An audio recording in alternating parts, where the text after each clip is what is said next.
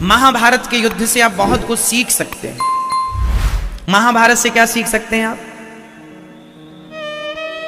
पहला तो ये सीख लो कि सब जगह हंसना नहीं है। बात बात पर जहां हंसी मजाक की बात हो वहां तो ठीक है, हंस लो, पर जहां हंसना नहीं है वहां हंसोगे तो फंसोगे। हंसे तो फंसे। बताओ किसने हंस करके युद्ध खड़ा कर लिया? माता द्रौपदी हंसने लग गई। अंधे के अंधे होते हैं, खूब मजाक उड़ाया दुर्योधन का।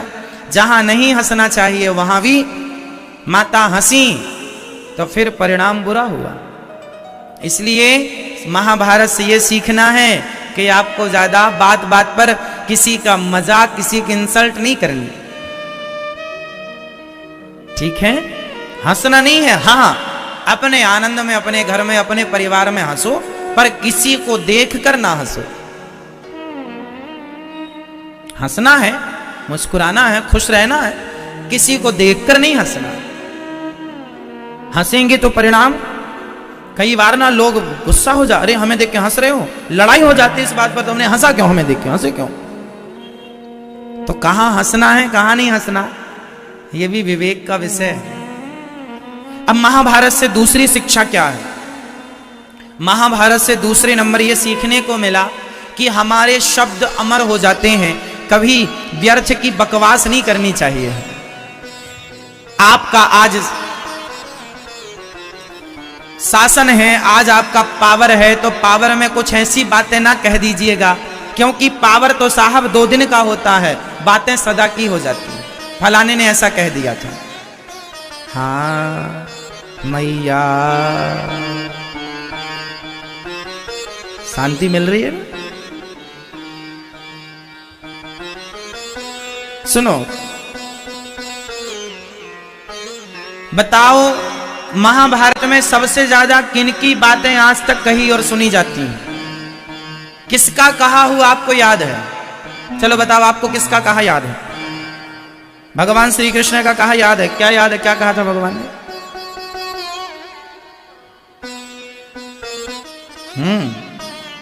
और बताओ महाभारत में वो कौन से पात्र हैं जिनकी बातें आज तक समाज में कही और सुनी जाती हैं? क्या कहा जाता है बताओ? महाभारत में वो कौन से पात्र हैं जिनकी बातें आज तक लोग कहते हैं? बताओ आप। कर्ण, कर्ण की कौन सी बात कही जाती है? दान,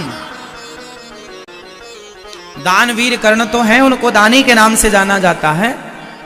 वो हम बातों की बात कह रहे हैं, कौन सी बातें आज तक समाज में जिंदा हैं उनकी कही भाई। आप बताओ भैया, चलो पता आप सबको है, अभी हम बोलेंगे तो याद आएगा आपको। बताओ, कहा तो बहुत लोगों ने है महाभारत के समय पर 2 लोगों की बात आज भी सुनी जाती है, कही जाती है, आज तक लोगों को याद है। और वो 2 लोग हैं, उनमें से एक है स्वयं कर्ण, जिन्होंने द्रौपदी से कहा था साड़ी खींचते के समय, क्या कहा था? कि तुम्हारे 5 हैं तो 6 हमें बना लो, क्या बुराई, जैसे 5 वैसे ही 6। ये किसने कहा था? कर्ण ने। किसको कहा था? माता। और दुर्योधन ने क्या कहा था? द्रौपदी आओ मेरी जंघाओं पर, गोद पर बैठ जाओ, इसके कपड़े उतार दो दुशासन और मेरी गोद में लाकर बिठाल दो। अपनी भौजाई के कपड़े उतार कर अपनी गोद में बिठाना चाहता है। किस क्वालिटी का देवर है ये? क्यों? इस बात को कहे 5,500 साल हो गए, लेकिन आज तक इनकी कही बातें हमें और आपको याद है कि कर्ण ने क्या कहा था, भगवान श्री कृष्ण ने क्या कहा था गीता में। वो हम गीता के माध्यम से सुनते सुनाते हैं, वो भी पता है, पर इनकी बातें भी याद हैं। इसलिए आज इनका पावर है, वर्चस्व है, नाम है। पावर है तो इसका मतलब ये थोड़ी कि आप कुछ भी कहेंगे। इसलिए आपसे कहूंगा, सीखो कि शब्द संभाल के बोलिए। शब्द के हाथ न पांव, शब्द के हाथ पांव नहीं होते, इसलिए शब्द को संभाल कर बोलिए। आप तो मर जाएंगे, लेकिन आपके द्वारा कहे हुए शब्द नहीं मरेंगे। साइंस इस बात को मानता है कि हमारे द्वारा कहे शब्द ब्रह्मांड में घूमते रहते हैं। एक ऐसा सॉफ्टवेयर बनाने पर काम किया जा रहा है जो ब्रह्मांड में घूमते हुए शब्दों को रिकॉर्ड कर सके। जो बात मैंने 10 साल पहले कही थी उसे भी रिकॉर्ड किया जाए, इस पर अभी साइंस काम कर रहा है। भगवान श्री कृष्ण ने अर्जुन को जो ज्ञान गीता में सुनाया था, भगवान की आवाज में वही ज्ञान रिकॉर्ड करने की कोशिश की जा रही है साइंस के द्वारा। ब्रह्मांड में शब्द घूमते हैं। 5500 साल पहले भगवान श्री कृष्ण ने जो कहा वह भी ब्रह्मांड में घूम रहा है ना। ध्रुव जी ने जो कहा, प्रहलाद जी ने जो कहा, वो भी घूम रहा। सबको रिकॉर्ड किया जा सकता है। अब वो सॉफ्टवेयर होए तो किसने क्या कहा, अब काम चल रहा है उस पर। साइंस कहां तक पहुंचेगा वो अलग सब्जेक्ट है, पर शब्द नष्ट नहीं होते, ये याद रखिएगा। शरीर नष्ट होता है, शब्द नष्ट नहीं होते, क्योंकि शब्द ब्रह्म है और ब्रह्म नष्ट होता नहीं है। इसलिए मेरी मां, आप लोग बोलने के पहले विचार जरूर किया करो कि आप क्या बोलने जा रहे हैं। कई बार बोलने में विवाद हो जाता है। सारे झगड़े की फसाद क्या है, सारे झगड़े की जड़ क्या है? शब्द। हाँ या ना? बोलो हाँ या ना। झगड़ा कहां से स्टार्ट होता है? शब्दों से। इसलिए शब्द संभाल के बोलिएगा, कुछ भी ना बोल दीजिएगा। आप मैया कुछ भी बोल देती हो, अरे तुम्हारी बहू के तो बेटा नहीं है, अभागिन है तुम्हारी बहू, ऐसा लोग बोल देते हैं। यदि तुमने किसी को अभागिन कह दिया, शब्द रिकॉर्ड हो गया। क्या है ना कि बात जवान से और तीर कमान से निकल गया, फिर वापस हो ही नहीं सकता। आपने किसी को कह दिया कि तेरे बहू के बेटा नहीं है, तू अभागिन है, अब वो जो अभागिन निकल गया ना, वो इस ब्रह्मांड में गूंजता रहेगा, अभागिन है, अभागिन है, अभागिन है। और वही शब्द फिर वापस आपके आने वाली पीढ़ी में किसी को पकड़ लेगा। फिर तुम्हारे ही कुल खानदान में कोई ऐसी हो जाएगी जिसके नहीं होगा बच्चा, और फिर वो शब्द वापस उस पे आ जाएगा, अभागिन है। जो कहा है वो सुनना तो पड़ेगा। ये प्रकृति गोल है ना, वापस होता है। आप दीवार पर एक बॉल मारिए, जितनी तेजी से आप बॉल मारेंगे उतनी तेजी से बॉल, हाँ या ना? मैया सो रही हो मेरी मां? सुनो, आप बॉल जितनी तेजी से दीवार पर मारेंगे उतनी तेजी से बॉल वापस आएगी। यही प्रकृति का संतुलन है। आप जो शब्द कहते हैं वह शब्द आपकी तरफ बड़ी तेजी से वापस आते हैं।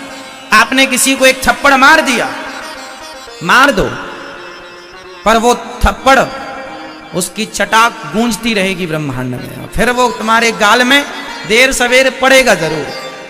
कौन मारेगा? तुम्हारा बाप मारे, शेर को सवा शेर मिलेगा, मारेगा जरूर। इसलिए हम ये ना सोचें कि हम पावरफुल हैं, कह दें कुछ भी, बोल दें कुछ भी, ना, मनमानी नहीं चलेगी। इसलिए विचार कर लो। तो आज से आप कितने लोग हैं जो शब्दों को संभाल कर बोला करेंगे? कितने लोग बोलेंगे आज से? जो मुंह में आया वो नहीं बोलेंगे, पहले अपना विवेक से फिल्टर करेंगे, इसमें से कितना बोलने लायक है, कितना बोलने लायक। भाई आप घर में गेहूं पिसवा कर जब आटा लाते हैं ना, तो उस आटे को भी रोटी बनाने के पहले चलनी से चालते हैं। तो जब चाले हुए आटे की रोटी बनाते हैं, कोई कचरा ना जाए। तो फिर शब्दों को भी तो अपने विवेक की चलनी से चाल लो, इनमें से कितने शब्द प्रयोगी हैं, उपयोगी हैं और कितने अनुपयोगी हैं। सही है ना मेरी माँ? तो शब्द संभाल के बोलिएगा। पत्नी से भी क्या बोलना है, अच्छे से बोला करो। पति से क्या बोलना है, कई बार आप लोग ऐसा बोल देते हैं कि वो बातें सारी जिंदगी याद रह जाती। तुमने ऐसा कह दिया था, आपने ऐसा कहा था। पति पत्नी में ही ऐसी बातें हो जाती हैं। कई बार गुस्से में कुछ निकल आता है, जिससे गुस्सा तो ठंडा हो जाएगा 10 मिनट में, पर वो बात जो निकल गई सामने वाला पकड़ लेगा और सालों तक वो बात को पकड़े चलाएगा। तुमने ऐसा कहा था, जबकि वो बात गुस्से में कही गई थी, पर फिर भी चूंकि निकल तो गई है। ऐसा होता है कि नहीं? सास गुस्से में कुछ कह दे तो बहू पकड़ लेती है, और बहू गुस्से में कुछ कह दे तो बाकी सब भूल जाएगी। तुम्हारा पांव दबाया याद ना रहेगा दुनिया को, पर एक शब्द गलत निकल जाएगा दुनिया याद कर लेगी। तुमने ऐसा कहा था। तुम किसी की आरती उतारो वो याद ना रहेगा दुनिया को। तुम किसी के लिए अपना गर्दन काट दो वो याद ना रहेगा दुनिया को। बस एक बार तुम किसी को गलत धोखे से कह दो, उसकी डिक्शनरी में लिख जाएगा तुमने ऐसा कहा था। हाँ या ना? जबकि आपके कहने का कोई भाव नहीं था, धोखे से निकल गई बात, फिर भी लोग पकड़ लेते हैं। इसलिए शब्दों में बड़ी जान होती है मेरी माँ। इन्हीं से आरती अरदास और अजान होती है। ये ही समुद्र के वह मोती हैं जिनसे इंसानों को इंसानों की पहचान होती है। ये वाणी बहुत मायने रखती है। इसलिए शब्दों को संभालिए, बोलो यदि पहले तुम तौलो फिर मुख को खोला करना। पुष्प नहीं बन सकते हो तो कांटे बनकर। ठीक है मेरी मां। भागवत जी महाभारत का युद्ध सिखाता क्या है कि संभाल के बोलना है शब्द। दुर्योधन और कर्ण की तरह कुछ भी नहीं बोल देना कि आज तुम्हारा शासन है तो बोल दिया ना। अच्छा, तीसरी बात महाभारत ये सिखाती है, देखो एक तरफ सिखाती है उल्टा बोलो मत, और दूसरा ये सिखाती है चुप रहो मत। बताओ चुप रहना अच्छा है कि बुरा है? फटाफट बताओ। हम महाभारत से वो चीजें निकाल कर देंगे आपको जो आपके लिए हितकर है, लाभदायक। मैया सो रही हो मेरी माँ? रात को आज सोई नहीं मेरी माँ?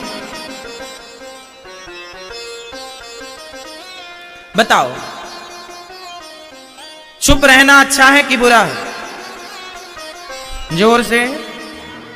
अच्छा है? चलो आप कह रहे हैं अच्छा है, तो भरी सभा में द्रौपदी की साड़ी खिंच रही है, वो हेल्प के लिए मदद के लिए चिल्ला रही है और भीष्म पितामह चुप हैं, तो ऐसा चुप होना सही है? जहां बोलने का काम है वहां चुप मत रहना, और जहां चुप रहने का काम है वहां बोलना मत। अब ये आपको डिसाइड करना पड़ेगा कि कहां चुप रहना है और कहां। ये ज्ञान आपका है, ये कोई स्कूल में नहीं पढ़ाया जाएगा कि कहां बोलना और कहां। ये आपको डिसाइड करना पड़ेगा कि हमें यहां चुप रहना और यहां। भरी सभा में द्रौपदी मां की साड़ी खिंच रही थी और पितामह सबसे आगे बैठकर क्या थे? चुप थे। क्या ये चुप रहना जायज था? सही था? आपके सामने किसी बहन बेटी का अपमान हो और आप चुप रहें, या तो बोलिए, या तो उस लड़की की मदद कीजिए, या तो दुष्टों को ठीक कीजिए, वरना वश ना हो तो वहां से उठकर चले जाइए। कम से कम अपनी आंखों से होता हुआ पाप तो मत देखिए, या तो पाप रोकिए, रोक ना पाओ तो देखिए मत। बोलना कहां है? विचार लो। पितामह नहीं बोले तो बाणों की सैया मिल गई। इसलिए आप लोग जहां जरूरत पड़ेगी वहां बोला करेंगे।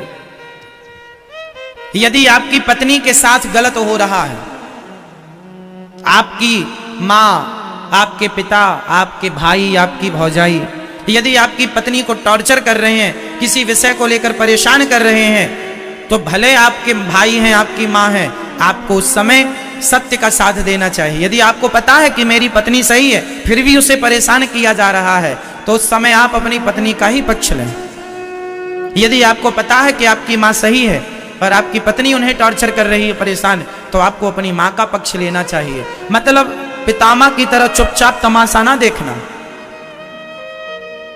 सदा सत्य के साथ खड़े होना। जो व्यक्ति सत्य के साथ खड़ा होता है, भगवान उनके साथ खड़े हो जाते हैं। दुर्योधन पांडव सत्य के साथी थे, इसलिए भगवान उनके साथी थे। इसलिए हमेशा पक्ष किसका लीजिएगा? सही का, सत्य का। सत्य यदि तुम्हारी पत्नी सही है तो उसका लो, मां सही है उसका लो। कोशिश ये करो कि हम सत्य के साथ रहें, किसी प्रकार से किसी पर अत्याचार ना हो, ना हम अत्याचार करें, ना हमारे द्वारा इस अत्याचार को सहन किया जाए। ठीक है, पितामह ने चुप्पी साध ली, बाणों की सैया मिल गई।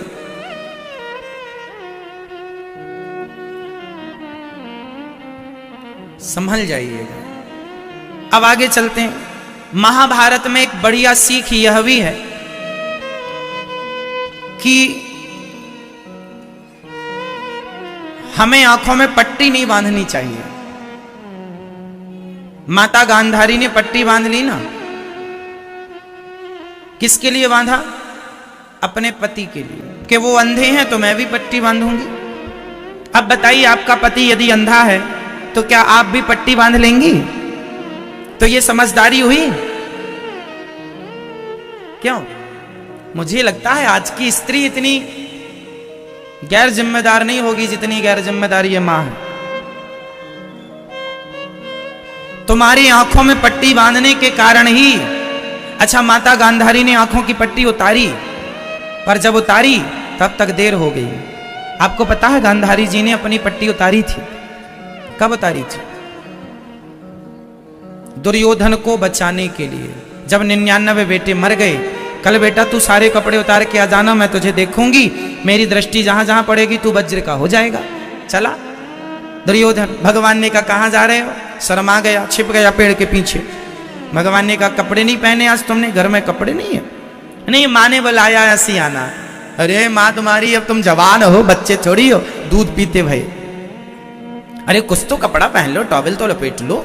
नहीं, माँ ने कहा ऐसी आना, हम ऐसे जा रहे हैं। नहीं, तो एक काम करो, कपड़े नहीं तो केले के पत्तों की टॉवेल बना के भगवान ने पहना दी। गया, बेटे कपड़े तो नहीं है ना? माँ कोई कपड़ा नहीं है। पट्टी उतारी, पूरा शरीर वज्र का हो गया, जांघों पर दृष्टि ना पड़ी, केलों के पत्ते से ढके थे तो जांघें कमजोर रह गई दुर्योधन की।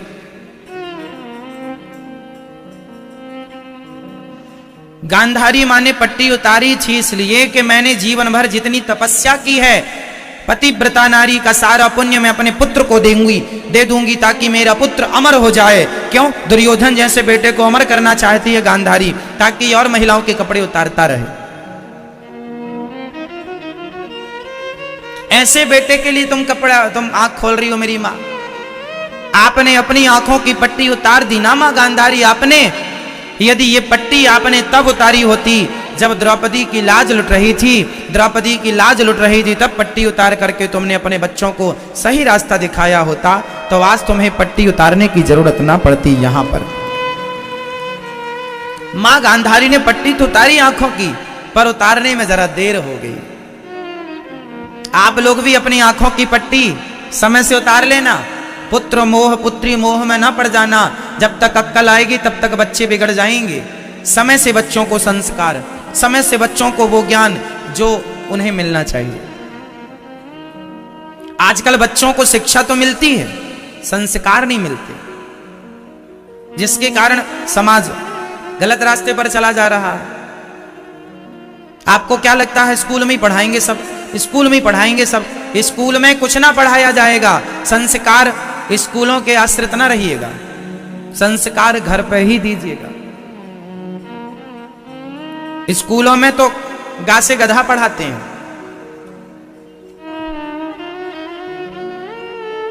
हम लोग तो गा से गणेश पढ़ते थे।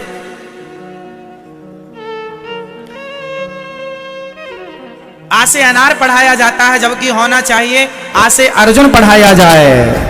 अर्जुन का का कर्ण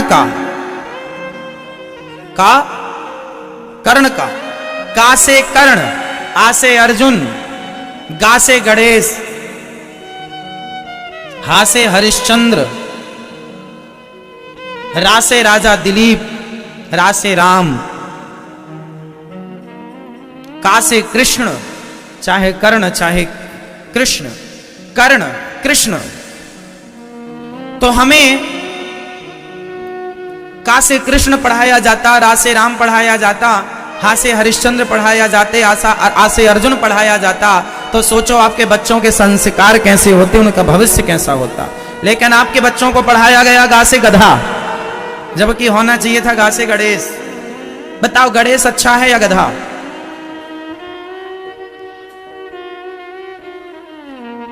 अनार का आ आम का, अनार आम तो हमें बाद में पता चल ही जाएगा कि अनार है और ये आम। जिन्हें अनार और आम का ज्ञान है उन्हें अर्जुन का ज्ञान नहीं है, इसलिए आ से अर्जुन। अर्जुन के बारे में पढ़ो, अर्जुन कौन है, क्यों उनका नाम आज तक है।